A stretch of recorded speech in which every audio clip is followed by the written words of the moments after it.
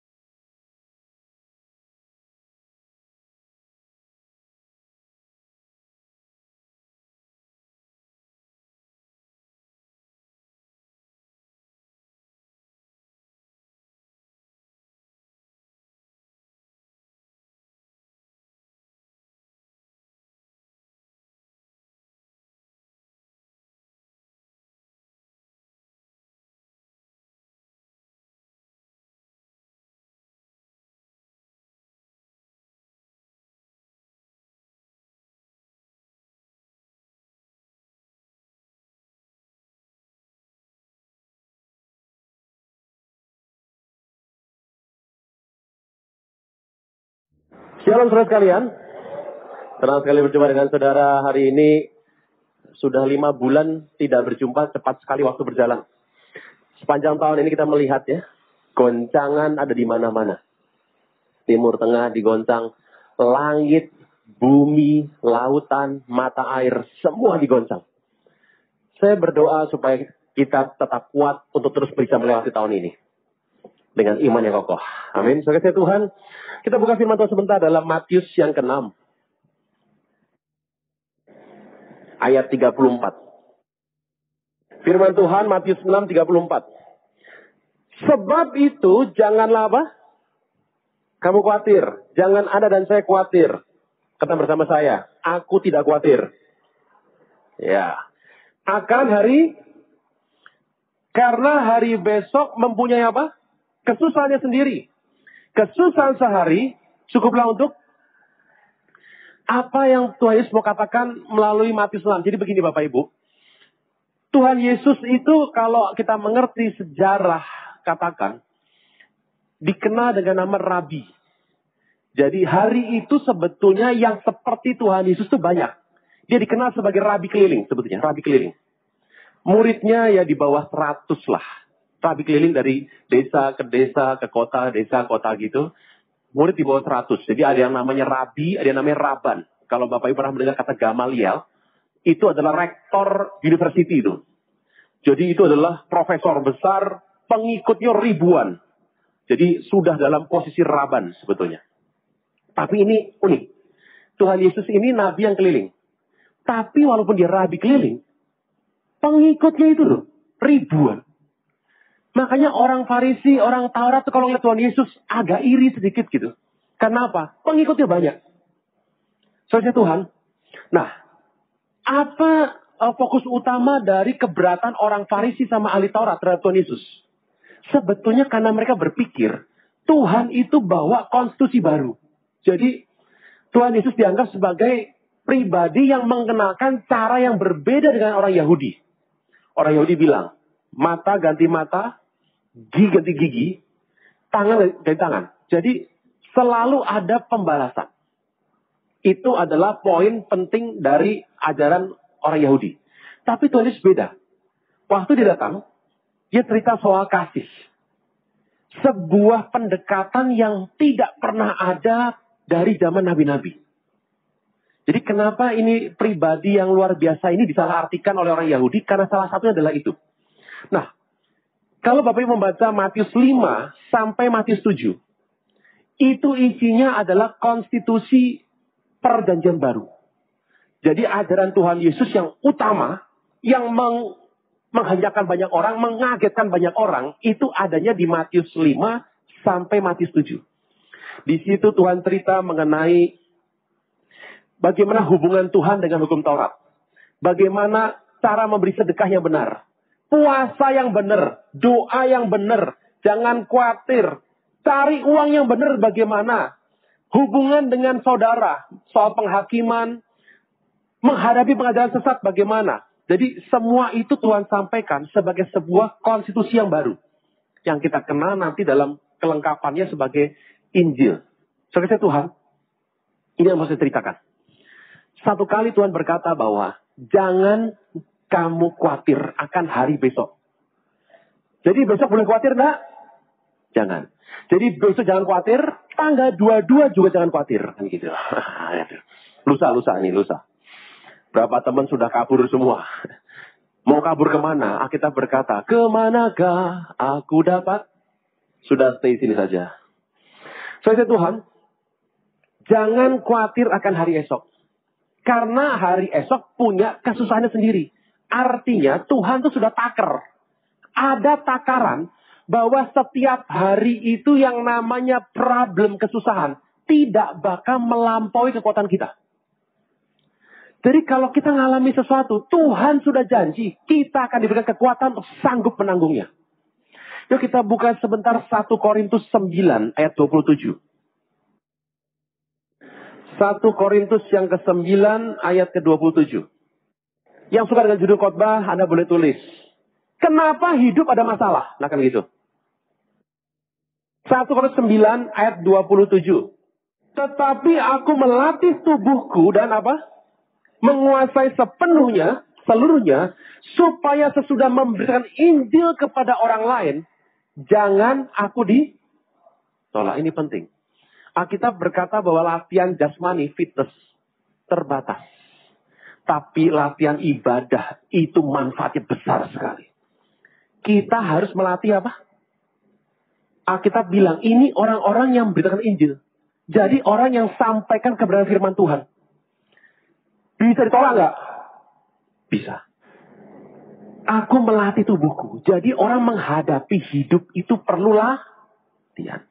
Dan latihannya nggak cuma latihan biasa. Harus sampai bisa menguasai seluruhnya. Ini yang saya mau cerita Bapak Ibu dari 2 ayat ini. Tuhan sampaikan satu hal. Kita itu kadang-kadang bertemu sama masalah. Nah, kenapa kok sampai hidup ada masalah? Ada banyak alasan. Pagi hari ini saya mau cerita 3 saja. Yang pertama adalah, kenapa kita ngalami masalah dalam hidup? Nomor 1 adalah, mungkin bukan Anda yang salah. Tetapi engkau berada di tengah situasi yang salah. Nomor 1 ya. Kenapa hidup ada masalah? Karena Tuhan katakan bahwa kesusahan sehari cukup buat sehari. Jadi kesusahan hari ini jangan dibawa besok. Besok punya takarannya masing-masing. Jangan tunda menerima Yesus. Hanya Yesus yang sanggup melepaskan Anda dari kesalahan dan dosa. Selalu ada waktu bagi Dia, tetapi tidak selalu ada waktu bagi Anda. Mari, ikuti saya mengucapkan doa berikut dengan yakin. Tuhan Yesus, ampuni semua kesalahan dan dosaku. Saat ini dengan sadar dan rela, aku mengundang Engkau sebagai Tuhan, Raja, dan Juru Selamat hidupku. Terima kasih Tuhan Yesus untuk namaku telah dicatat dalam kitab kehidupan. Amin. Anugerah Tuhan, karunia-Nya lebih dari cukup. Nomor 1, kenapa kok kita hidup ada masalah? Nomor 1 adalah alasannya. Dari banyak ribuan alasan, saya mau cerita 3 saja. Yang pertama adalah, mungkin bukan Anda yang salah. Tapi engkau ada di situasi yang salah. Engkau ada di tengah orang-orang yang salah.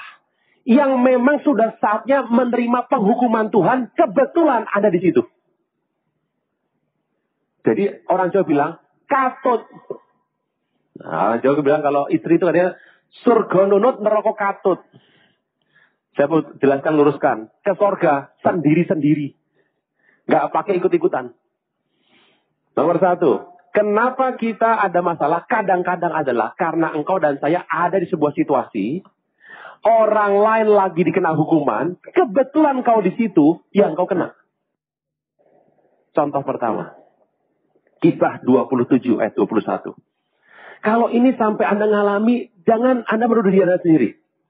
Kisah 27 ayat 21. Ini firman Tuhan bilang begini, saya bacakan.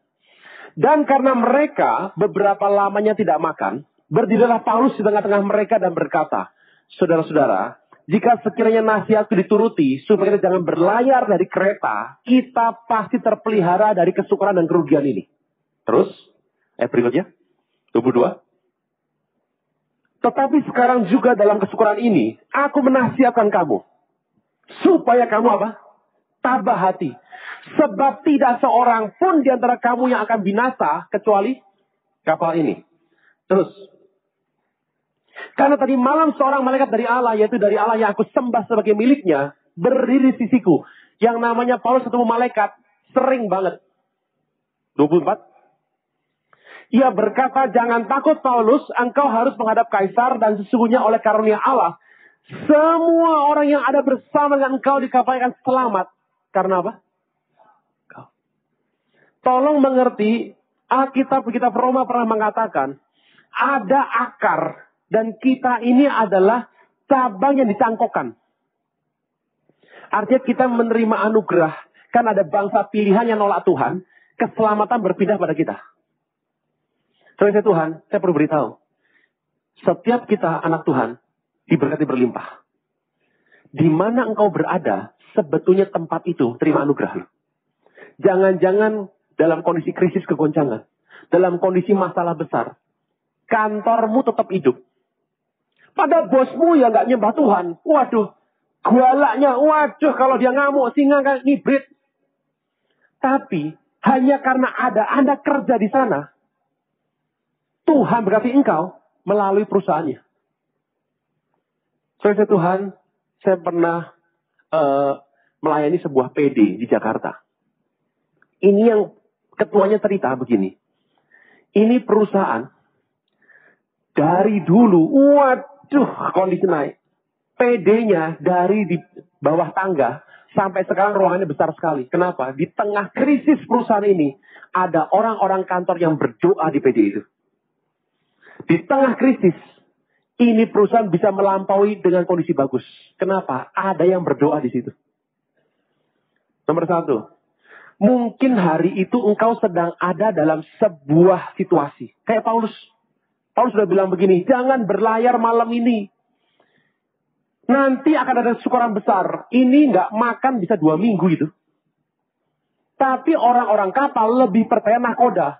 Nahkoda lihat awannya bagus, langitnya cerah, semuanya baik, berlayar. Paulus ngomong nggak digubris.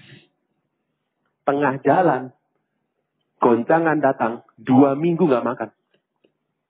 Paulus bilang, kalau nasihat dituruti, nggak bakal kita begini. Tapi sekarang, satu kapal selamat karena dia. Jadi yang keluar dari kapal pasti mati. Nomor satu, kenapa hidup ada masalah? Bukan Anda yang bermasalah sebetulnya. Tapi ada orang sekeliling Anda sedang bermasalah.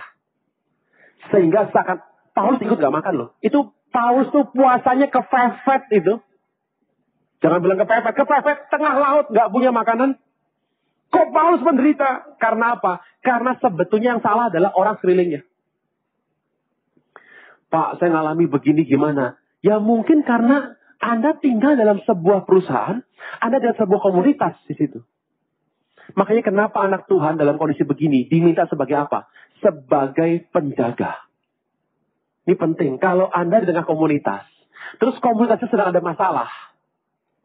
Nomor 1 adalah tugas kita berdoa. Nomor 2, kisah. Contohnya apa? Nuh. Bumi sudah penuh dengan dosa, sudah parah dan Tuhan lihat, yang ini harus dimurnikan. Datang air bah, banjir besar. Saya mau tanya, kalau air bah datang, Nuh kena nggak? Jangan bilang gini, waduh semuanya banjir habis. Cuma rumah Nuh sendiri yang kering. Kan aneh. Gak ada. Itu yang salah Nuh? Bukan. Nuh kehilangan semuanya. Dia kehilangan rumahnya, ladangnya hilang, ternaknya hilang, televisi, kulkas hilang semua itu. Tapi saya mau tanya, yang selamat siapa? Ya Nuh. Janji Tuhan satu nih. Kalau Anda ada di sebuah situasi, misalnya engkau tinggal di sebuah tempat. Terus tempatnya kebanjiran 2 meter. Semuanya kelop. Masa Anda bilang begini, cuma rumahku yang kering. Padahal rumah Anda di tempat yang paling rendah. Enggak, ya tetap kena begitu, tetap kena. Nangkap ya Bapak Ibu ya. Jadi yang nomor satu ini bukan ada yang salah, tapi engkau ada di situasi yang seperti itu. Ini harus dicermati. Jadi nomor 1 siapa? Paulus. Jangan khawatir, janji Tuhan. Kalau engkau mungkin mengalami ini, Tuhan janji meluputkan Anda dan saya. Ini penting. Jadi kalau sampai Anda ngalami, bukan ada yang salah. Orang sekeliling Anda, seluruh teman Anda di sekeliling Anda, semuanya berbuat salah. Penghukuman datang. Engkau di situ ya kena. Begitu. Makanya hati-hati bergaul. Nomor 1. Kenapa ada masalah? Engkau tidak salah, tapi ada orang yang bersalah, engkau di situ engkau kena. Janji Tuhan diluputkan. Karena bersama saya, diluputkan. Ya. Nomor 2. Kenapa kok ada masalah menimpa? Memang karena kesalahan pribadi. Ini penting. Kalau yang ini sudah banyak ceritanya. Gitu ya. Jadi nggak gampang kita bilang, wah Pak, orang itu salah kenapa? Karena dosa. Belum tentu. Yuk kita lihat sebentar firman Tuhan. Apa yang Tuhan mau sampaikan? Coba lihat beberapa hal. Misalnya, 2 Tawarik 34 ayat 28. Ini satu raja nih. Yang luar biasa namanya Yosia.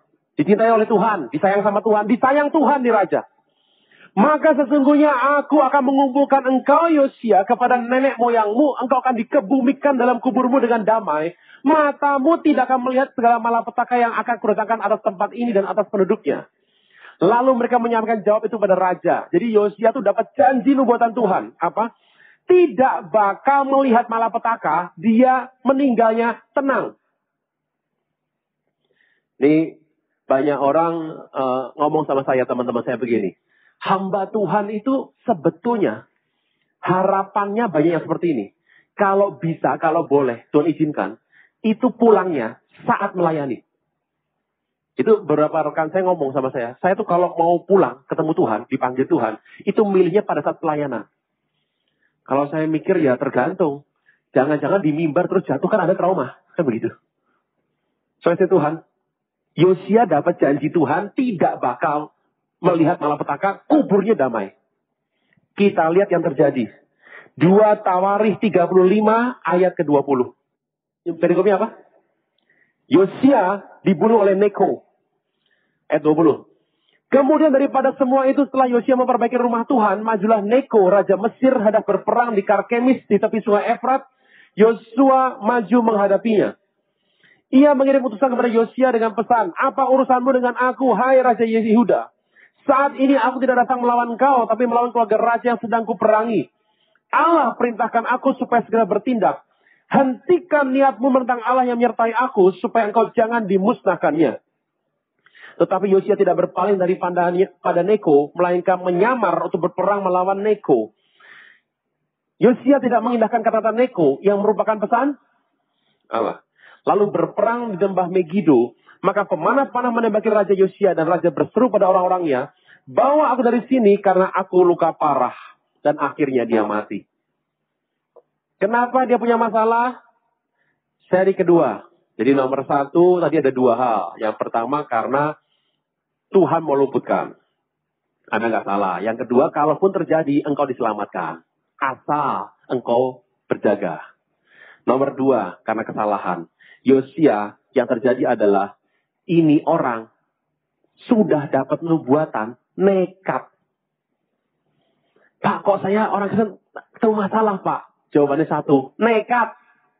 Bukan tekad loh, nekat. Ini orang seperti ini, berpikir kalau dia sudah dapat janji Tuhan, dia berhak terobos firman Tuhan. Hati-hati. Banyak orang gitu tuh. Dijanjikan oleh Tuhan, satu hari akan pakai engkau secara luar biasa. Merasa sudah hebat, dosa diterobos. Neko, orang Mesir. Yosia pikir, aduh, orang dunia gak mungkin nasihati saya. Saking sombongnya, dia terobos. Jadi kenapa yang seri kedua, kok orang bisa kena masalah? Dosa. Yang pertama adalah sombong dan nekat. Nah, berikutnya, kayak Abraham. Yang kedua, nggak sabar. Bukan bujangmu yang akan mewarisi milikmu, tapi anakmu nanti yang mewarisi. Abraham mikir, Sarai sudah mati haid, aku sudah mati pucuk. Jadi gimana ceritanya sekarang? Mikir nggak ketemu jalan itu. Manusia kan gitu. Mikir gitu. Sudah mikir nggak ketemu jalan. Ada ide bagus dari istrinya. Gini aja. Kita pancing pakai cara manusia. Ini manusia kalau sudah mentok. Ada ide. Kita pancing pakai Hagar. Waduh, Abraham mendengar ide begitu. Antara mau tapi malu. Sikap Hagarnya. Itu urusannya sampai hari ini. Belum selesai itu. Keturunannya Hagar sama Sarai sampai hari ini masih berantem tuh. Anda masih bilang ini, salahnya opung Abraham. Sudah, jangan menghakimi dia. Kenapa? Gak sabar. Banyak masalah terjadi karena apa? Tidak sabar. Apa kata orang, Pak? Ini sudah, saya ini perempuan, Pak. Sudah umur 25 masih lampu hijau, Pak. Sudah 28 belum ada pasangan, Pak. Lampunya kuning, kata orang dunia. 30 merah muda, Pak. 32 merah. 34 merah marun. Siapa yang bilang? Gak sabar. Banyak orang tidak sabar berdosa. Masalah datang. Berikutnya, siapa lagi? Yakub. Dijanjikan berkat oleh Tuhan. Dia bilang begini. Kalau aku bisa pulang ke rumah orang tuaku, gak kurang apa-apa. Engkau Tuhan akan aku sembah seumur hidup. Dan diberkati berlimpah-limpah loh. Yakub itu merasa gini, aku cinta sekali sama Rahel. Wah, terus cintanya luar biasa. Dia ngomong sama omnya, Laban. Bukan Lakban, Laban. Dia ngomong, omnya pinter. Yakub ini kan artinya penipu. Orang dunia bilang Yakub ini ular beracun. Tok coa. Saya beritahu, Laban naga beracun. Tok liong. Boleh nikahi anakku, boleh. Jangan lupa kerja gratis 7 tahun. Ini orang satu ini. Sudah karepnya sendiri, udah pengennya A, hayo aja. Saking cintanya, 7 tahun dianggap sebagai waktu yang sangat singkat. Ada tuh. Ada orang Kristen, pengennya maunya karepnya sendiri itu, ngotot sama Tuhan. Dikasih nggak? Dikasih sama Tuhan. 7 tahun selesai, dia minta Rahel, dapatnya Lea. Dan nggak pakai periksa. Ingat, barang sudah dibuka plastik ya, nggak bisa dikembalikan. Sudah. Dapat Lea, nambah lagi 7 tahun. 14 tahun gajinya dipotong 10 kali. Dia nekat, mau tuh. Itu Yakub. Hidupnya dari muda sampai tua, air mata semua. Dia baru senyum terakhir waktu ngelihat Yusuf. Sebelumnya, air matanya seperti penari India semuanya. Bercucuran. Kenapa? Tidak pakai doa, asal jalan. Nah ini. Jadi dari dosa tadi apa saja? Jadi Romawi 2. Dosa 1. Nekat dan sombong. Nomor 2. Tidak sabar. Ketiga. Udah gak pakai doa. Percaya kemampuan aku kuat, aku bisa kerja. Nah itu. Kayak Yakub. Berikutnya. Kenapa kita ketemu masalah? Kayak Yunus. Disuruh Tuhan untuk, Bapak Ibu saya cerita ini semua Anda mengerti dari Alkitab ya. Anda bilang, wah itu siapa ya teman Bapak semua itu? Oh, lebih repot lagi saya. Yunus diperintahkan pergi ke Niniwe. Ke sana perginya. Dia cari tiket kapal, pergi ke Tarsis. Ini bentuknya begini, sama sini, 9 derajat tuh. Kenapa Yunus gak mau? Sakit hati. Orang tuh ketemu masalah pertama gak sabar, sombong, nekat gak pakai doa, percaya diri sendiri. Yang keempat adalah sakit hati. Sakit hati itu. Orang Israel benci sekali sama orang Asyur. Niniwe itu ibu kota Asyur. Dia benci sekali. Kenapa? Orang Asyur hari itu dianggap sebagai teroris besar. Kalau dia datang ke Israel, yang pertama, rumah rata. Ternak semua di darah habis. Pria dan wanita dewasa dicincang hidup-hidup. Perempuan hamil dibelah, diambil bayinya, dibecek. Orang Israel bencinya luar biasa sama orang Asyur.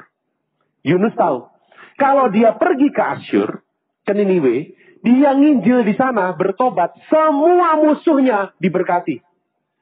Yunus pantang musuh diberkati. Lebih baik aku mati ketimbang musuh diberkati. Ini di Kristen di luar sana banyak yang begitu. Lah, daripada ngampuni, mending aku mati. Itu tuturnya Yunus itu. Soalnya Tuhan kayak Yunus. Kenapa masalah datang? Dia masuk perut ikan. Anda boleh pilih 2 hal. Ikan masuk perut Anda, apa Anda masuk perut ikan? Yang pertama sedap, yang kedua menjijikan. Soalnya Tuhan, berikutnya. Kenapa masalah bisa datang? Salah pilih jalan dan kilaf. Nah ini hati-hati. Pak, saya kilaf ya. Kilaf tuh sekali, 2 kali. Lah kalau terus-terusan bukan dosa, doyan. Daud. Gara-gara iseng-iseng, orang perang dia santai, ngintip orang mandi. Akibatnya, lihat ceritanya. Anaknya mati. 2. Uria mati. 3. Anda tahu Tamar, anak perempuannya, dinodai. Amnon dibunuh sama Absalom.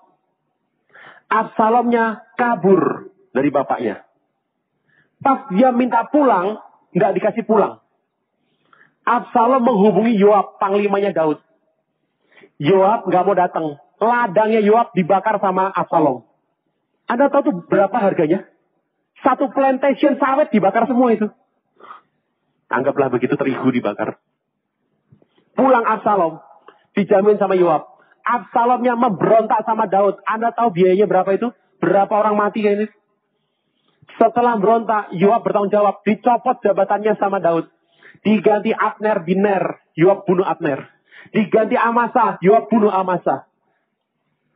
Peristiwanya turun-temurun. Dari peristiwa itu muncul kisah banyak sekali. Korbannya ribuan. Hanya karena apa? Ngintip orang mandi. Simpel ya. Ngintip orang mandi bisa begitu tuh. Yang soal ngintip, bertobat. Itu doang kesimpulannya. Yang soal ngintip, bertobat. Kadang-kadang orang gak mikir panjang. Makanya kalau ada masalah, itu doa dulu. Banyak orang pokoknya gak cari jalan singkat menuju maut. Akibatnya rusak hidupnya. Pedang tidak berhenti. Tuhan ampuni Daud gak? Ampuni. Tapi harganya harus dibayar. Berikutnya. Kenapa hidup ada masalah? Karena gaya hidup yang salah. Saudara Tuhan, yang pertama siapa? Simpson. 17 tahun minta nikah. SMA kelas 2 itu. SMA kelas 2, rambutnya panjang kayak pang 7. Itu pasti hobi tawuran itu. Simpson. Ceking. Jangan pikir gede badannya. Yang besar tuh Simpson Betawi. Pemerannya almarhum Benyamin Sueb. Anda pernah nonton mungkin ya. Simpson tuh ceking kurus. 17 tahun minta nikah. Nggak tanggung-tanggung nikahnya. Sama orang Filistin. Bikin malu Tuhan itu. Nomor 2 hobinya pelacuran. Anda pernah baca itu di Alkitab? Iya. Yang ketiga, dia cari pacar Delilah dari lembah Sorek. Sampai ada lagunya lagi. My Delilah. Itu persis. Disapu sama Tuhan. Matinya mengenaskan. Sudah buta. Habis kekuatannya. Yang kedua siapa? Yudas. Hobinya duit manijian fulus arto hepeng. Nah itu dia. Ditegur 4 kali gak ngerti-ngerti. Lama-lama matinya gantung diri jatuh lagi. Sudah gantung jatuh. Aneh. Kenapa? Karena hidupnya terbiasa dalam dosa. Punya dosa bukannya dia minta pemulihan, minta pembenaran Tuhan. Berusaha berdoa supaya Tuhan berikan kekuatan dia bisa tinggalkan. Enggak. Terus dikasih diempanin terus. Begitu sudah matang dosanya, maut datang. Berikutnya. Ada orang yang dia ketemu masalah karena apa? Dia itu hidupnya sok tahu. Nah itu. Kayak siapa? Adonia. Pernah tahu ya? Satu ketika Daud itu punya anak. Absalom sudah mati. Salomo mau jadi raja. Ada satu anak namanya Adonia. Dari kecil gak pernah tegur sama bapaknya. Itu pengen jadi raja. Begitu Salomo naik tahta. Adonia itu diampuni sama Salomo. Kenapa? Ini kan kokonya sendiri. Mau berontak, tapi diampuni. Udah, semuanya udah baik. Semuanya baik. Dia pernah salah, diampuni, semuanya baik. Satu ketika, Adonia ngomong sama Betsheba, maminya Salomo. Ibunda, ini ibu tiri tuh. Tolong bilang sama Raja Salomo, tolong berikan Abisak, gadis Sunem, yang selama bapakku Daud hidup, itu melayani bapakku. Jadi suster gitu, melayani dengan baik. Nah, tolong gadis itu, serahkan padaku untuk jadi istri. Nah, cari masalah tuh. Begitu Betsheba ngomong sama Salomo, Salomo bilang gini, oh minta Abisak, sekalian aja tahtaku. Permintaan itu dianggap Salomo merongrong kerajaan. Gak berapa lama, kepalanya lepas. Nah ini orang sotoy, orang bilang, sok tahu ya seperti ini. Jadi masalah tuh datang kenapa?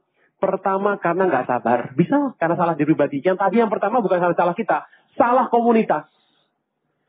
Anda dari situ, tugas Anda jadi penjaga, berdoa. Kalaupun sampai ada mara bahaya, Tuhan janji engkau luput. Yang kedua, kenapa ada masalah? Karena salah kita. Gak sabar, tidak pakai doa percekuatan diri sendiri, sakit hati, kilaf, salah jalan, atau memang hobinya dosa gak pernah mau bertobat, nekat, sudah pernah dapat janji tapi nekat, atau sok berani, kayak Adonia. Ada sebuah pertanyaan kepada saya. Pak, saya jadi Kristen sudah lama, Pak. Ya terus, tapi saya nggak pernah pengen maju dalam iman. Saya mau begini-begini saja. Hah? Saya bilang, gimana? Saya nggak mau dalam-dalam sama Tuhan. Ngeri, Pak. Loh kenapa? Pak, nanti kalau saya terlalu dalam sama Tuhan, Pak, kayak Ayub. Hidup menderita, Pak. Lebih baik begini-begini saja, Pak. Oh, ini orang salah baca ini. Dia pasti membuat pembacaan bukan bahasa firman Tuhan. Orang tanya, Pak, Ayub tuh salah apa ya, Pak?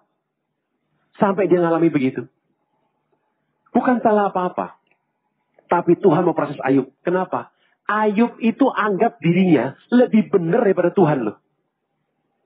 Dia pernah bilang begini. Kalau Tuhan bisa temukan setitik kesalahanku, engkau layak untuk menghancurkan aku. Berani ngomong begitu. Nomor 2, Ayub tuh tiap hari, anaknya kan 10. 7 laki, 3 perempuan. Setiap hari bikin pesta. Setiap hari, 7 hari bikin pesta. Anak perempuannya 3, ngikut tokonya. Tiap pagi, Ayub bilang begini. Jangan-jangan kemarin waktu pesta, anakku mabuk, tidak sengaja mengutuki Tuhan. Jadi tiap pagi, Ayub tuh kasih persembahan, pendamaian, penebusan salah. Supaya minta ampun kalau sampai anaknya salah ngomong depan Tuhan. Ayub itu ingin jadi seorang penebus dosa. Berapa orang di luar sana bilang begini, Tuhan tuh baik, kata opung saya. Loh, Tuhan itu besar, kata pendeta saya. Kata kamu gimana? Gak kenal. Nah itu repot. Itu Ayub. Kenapa? Sok berani, sok tahu di depan Tuhan. Yang pertama, kenapa kita ketemu masalah? Mungkin bukan kita yang salah.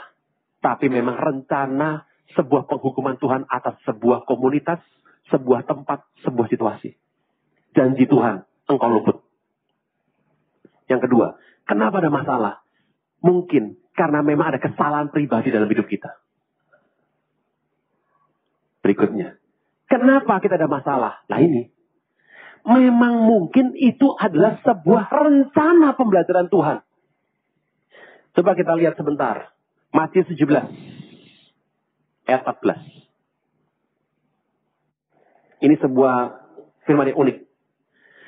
Ketika Yesus dan murid-muridnya kembali kepada orang banyak itu, datang seorang mendapatkan Yesus dan menyembah atau bersujud.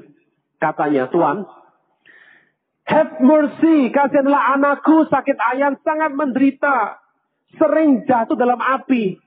Orang jatuh sekali aja langsung badannya bisa cacat. Ini sering jatuh, berarti ini anak sudah cacat permanen.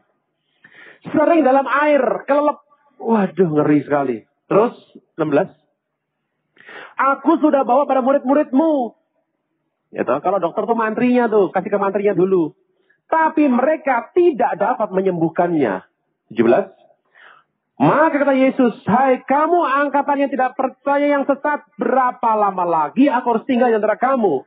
Berapa lama lagi aku harus sabar sama kamu? Bawa anak itu ke dia. Merene, orang Jawa bilang bawa sini.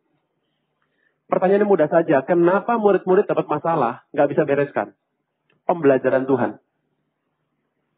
Untuk pertama kalinya dari ayat ini, kita akan ketemu di ayat 21. Maaf, 20 dulu, ayat 20. Yesus bilang kepada mereka, karena kamu kurang percaya, sebab aku berkata kepadamu, sesungguhnya sekiranya kamu punya iman sebesar biji sawi, kamu dapat berkata pada gunung ini, pindah dari tempat ke sini ke sana.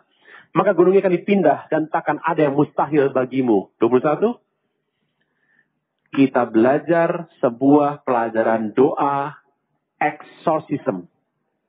Melepas setan, musir setan yang unik dari ayat ini. Jenis ini, model ini model terbaru, upgrade terbaru ini. Tidak dapat diusir kecuali dengan apa? Kita baru tahu ternyata ada jenis setan ya toh, yang tidak dapat diusir sekaligus harus pakai doa dan puasa. Kenapa kita ketemu masalah? Mungkin bukan ada salah. Mungkin bukan orang di samping-samping Anda salah. Tapi karena memang Tuhan mau ajar Anda dan saya. Pak, jadi iman yang sebesar biji sawi itu penting, Pak. Begini Bapak Ibu. Iman itu bukan masalah besar kecilnya. Contoh. Masih ingat Tuhan Yesus itu makan di meja. Lagi makan mientao. Roti. Tiba-tiba ada perempuan datang dan bilang begini. Tuhan, kasihani aku, anakku sakit. Tuhan ngomong begini. Gak pantas tuh ngasih roti anak kepada anjing. Pernah baca ya? Itu bahasa paling kasar. Perempuannya bilang begini. Ya tapi anjing juga mau makan di meja Tuhan. Artinya perempuan ini ngaku dia anjing. Langsung Tuhan taruh tuh roti bilang begini. Jodoh Bu, pulang aja bu, anakmu sembuh seketika. Imannya besar ya? Luar biasa. Saya mau tanya, waktu Tuhan mati itu perempuan layak apa tidak? Ada, biaya. Enggak. 2. Prajurit Italia. Tuhan, anakku sakit, berbelas kasihanlah. Tuhan bilang sama murid-muridnya, let's go, kita ke sana. Tengah jalan dicegat sama prajuritnya perwira ini. Tolong jangan ke rumah. Kenapa? Perwiranya bilang begini, Tuhan, aku tidak layak terima Tuhan dalam rumahku. Berkata sepatah kata saja, nanti aku sembuh. Karena aku ini perwira, aku punya ajudan. Kalau aku ngomong sama dia, dia pasti nurut. Aku punya atasan, kalau dia ngomong, aku juga nurut. Tuhan, aku tidak layak terima Tuhan. Ngomong aja sepatah kata, aku percaya kok, satu patah katamu menyembuhkan anakku. Langsung Tuhan bilang, onde mande. Iman sebesar ini kagak ada di orang Israel yang lain. Saya mau tanya, gede gak imannya? Gede. Waktu Tuhan ditusuk, disalib, dia bantu gak? Enggak. Iman bukan masalah besar kecilnya Bapak Ibu. Iman itu seperti biji sawi. Biji paling kecil. Kalau dia sudah bertumbuh menjadi pohon yang sangat besar di mana burung di udara bisa bersemayam di atasnya. Apa artinya? Iman itu bukan masalah besar sama kecil. Yang penting iman kecil nggak apa-apa. Yang penting bertumbuh. Kata bersama saya, bertumbuh. Iman saya besar Pak, tapi nggak pernah bertumbuh. Bantet. Nah itu dia. Kenapa kita ngalami sesuatu yang buat kita masalah? Bukan apa-apa. Pembelajaran iman. Karena nanti kalau Anda ada di akhir zaman Tuhan datang, Alkitab berkata. Dan kalau anak manusia datang kali yang kedua, adakah kudapati iman di muka bumi? Kalau Tuhan datang nanti, yang dicari Tuhan adalah iman. Bukan iman. Saudara saya Tuhan, ada yang bilang gini, Pak, iman saya kuat Pak, iman saya lemah. Lah, iman. Jadi yang ketiga, kenapa sih kalau kita hadapi masalah? Yang ketiga, mungkin karena Tuhan mau kasih kita belajar soal iman. Karena dengan iman itu, Anda bisa bersama dengan dia selama-lamanya. Itu yang paling penting itu. Tapi yang terakhir, kita buka. Yohanes 16 ayat 33. Rasul-rasul ngalami aniaya tidak? Ya. Disiksa? Petrus salibnya terbalik. Yohanes digoreng di minyak panas. Gak mati lagi. Dibuang di Patmos. Thomas ditombak di Kerala. Yakobus dipenggal. Andreas dibunuh. Filipus kalau tidak salah, saya agak sedikit lupa, ada rancu. Kalau tidak salah ada satu rasul yang diikat dengan 4 kuda, dipecah badannya. Paulus sendiri dipenggal zaman Nero. Masalah semua tuh. Kok ngalami? Dari seluruh alasan itu, ada satu jawaban. Kenapa orang dapat masalah? Memang sebuah rencana besar dari kekekalan Tuhan. Paulus dipenggal, saya mau tanya. Apakah salah Paulus? Tidak. Kok Tuhan nggak tolong? Karena ada sebuah rencana kekekalan besar Tuhan.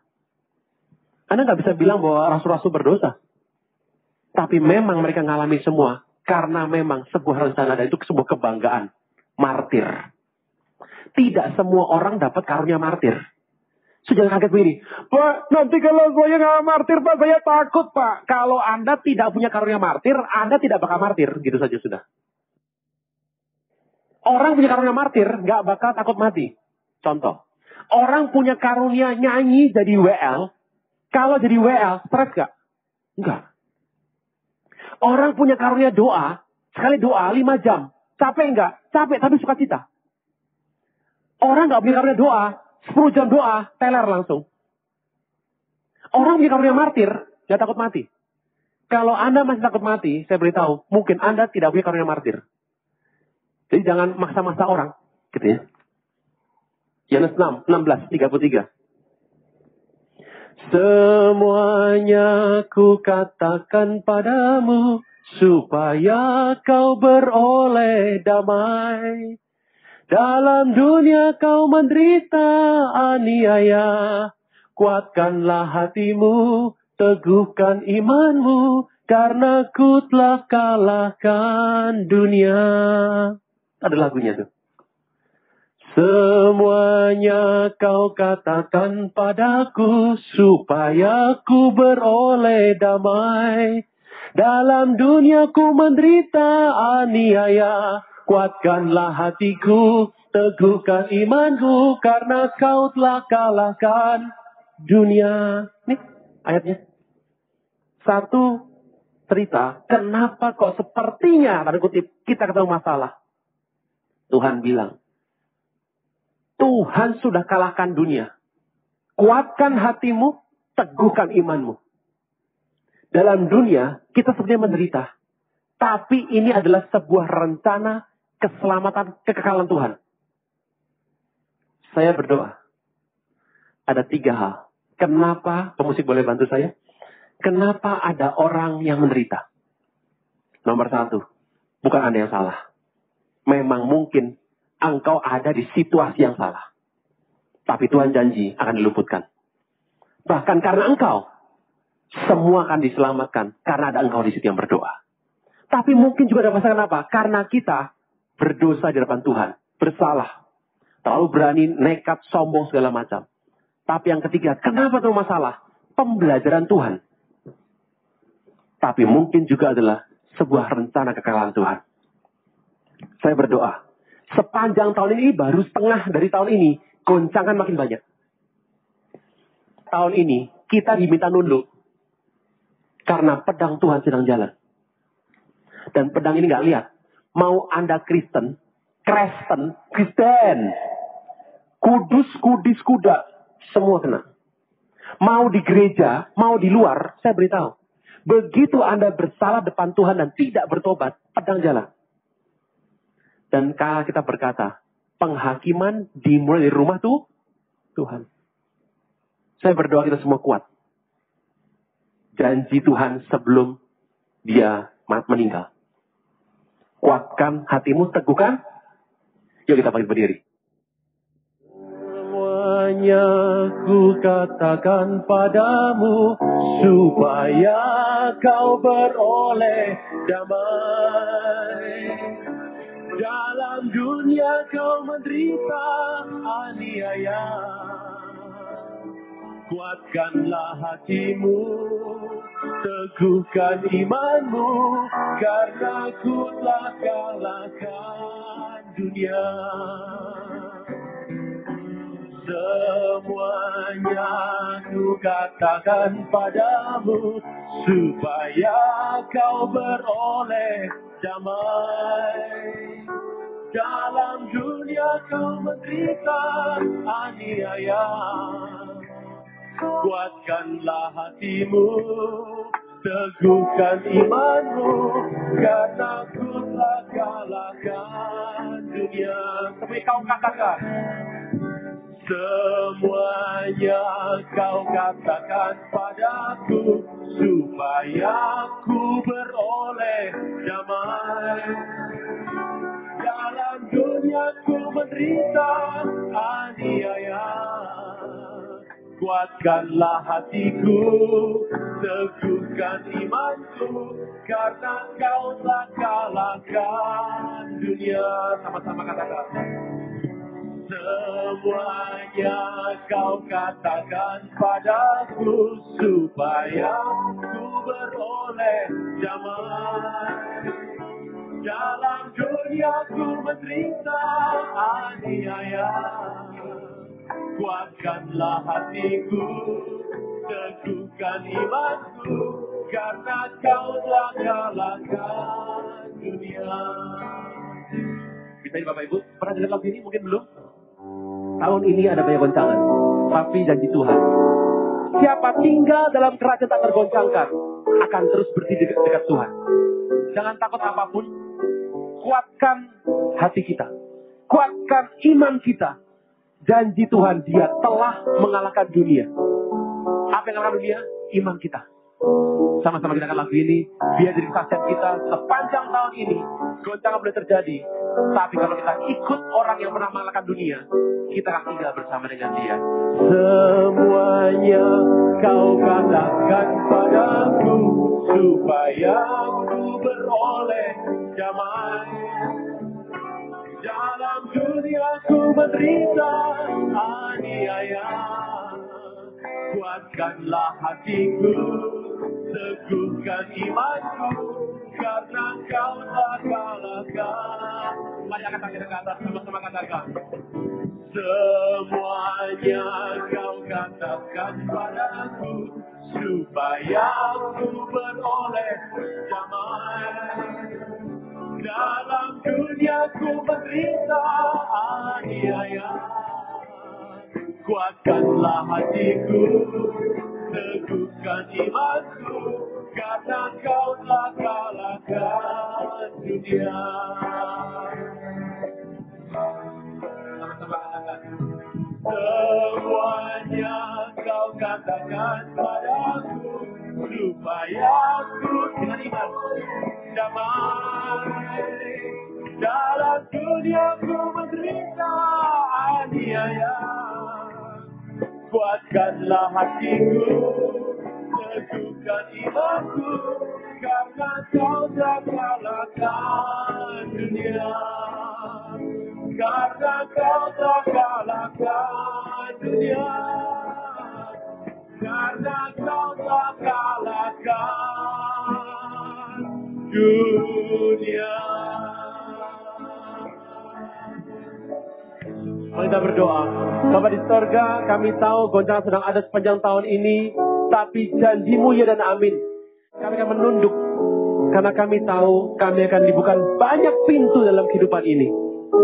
Goncangan boleh terjadi, aniaya boleh ada di mana-mana, tapi janji-Mu Engkau telah mengalahkan dunia dan Engkau memberi kami damai. Biar damai itu boleh masuk dalam kehidupan kami, rumah tangga kami, kehidupan pekerjaan kami, studi kami, apapun pelayan kami buat. Damai Tuhan menguasai kami secara berlimpah-limpah. Beri kami pengertian lebih dalam lagi, supaya setiap yang menimpa hidup kami, kami tahu ada rencana Tuhan di sana. Mungkin karena memang sebuah pengumuman datang sebuah komunitas, kami harus mengambil peran sebagai pendoa. Janji Tuhan, tempat itu akan diselamatkan karena ada kami yang berdoa di situ. Ada kami yang berdoa untuk bangsa ini, kota ini. Kami tahu kota ini, bangsa ini diberikan damai sejahtera. Amen. Karena anak-anakmu mengangkat tangan yang kudus di hadapan Tuhan. Kalau kami ada salah depan Tuhan, kami minta ampun. Kami belajar dari hamba-hambamu para nabi, para raja-raja, dan kami tahu bahwa kami harus belajar mengenai apa yang baik. Terima kasih Tuhan Yesus. Dan kami juga mengerti kalau ada rencana pemberian Tuhan tentang iman kami. Kami dengan rela membuka hati kami karena kami tahu Engkau tidak ingin kami dihukum bersama dunia, tapi Engkau ingin kami diselamatkan dan tinggal bersama dengan Engkau. Percayakan umat-Mu sepanjang tahun ini dan tahun ke depan, supaya terus iman kami dibangun. Waktu Tuhan datang menjemput kami di angkasa, nanti kami boleh song-song Tuhan dengan wajah yang terangkat dengan penuh keberanian dan kebanggaan, karena Tuhan sedang menjemput mempelai yang kudus. Berarti berlimpah-limpah umat-Mu tempat ini Tuhan, untuk Kau menjaga kami sepanjang tahun ini. Tidak ada yang mundur, tidak ada yang luntur, tidak ada yang gugur. Semuanya maju buat Tuhan. Dipelihara dengan baik, dan biarlah kami bersama-sama boleh memuliakan nama Tuhan. Damai Tuhan berikan, anugerah Tuhan berikan. Hati kami teguh, iman kami kuat, dan bersama dengan Engkau kami kalahkan dunia. Di dalam nama Tuhan Yesus yang terima berkat berlimpah, sama-sama boleh teriakan amin. Beri kemuliaan buat Tuhan Yesus. Haleluya.